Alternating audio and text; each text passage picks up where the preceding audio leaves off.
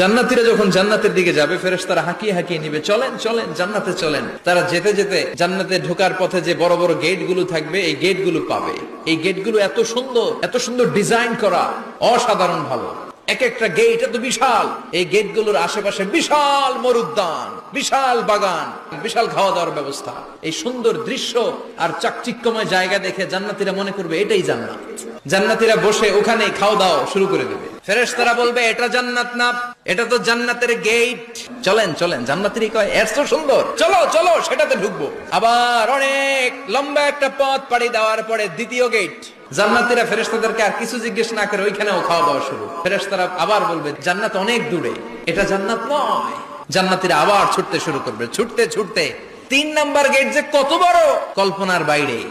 ওই জায়গার সৌন্দর্য, নাজ নেয়ামত দেখে জান্নাতীরা 100% নিশ্চিত হয়ে যাবে যে এটা জান্নাত না হয়ে পারে না। ফেরেশতারা বলবে এটা জান্নাত না, জান্নাত আরো দূরে। সুবহানাল্লাহ।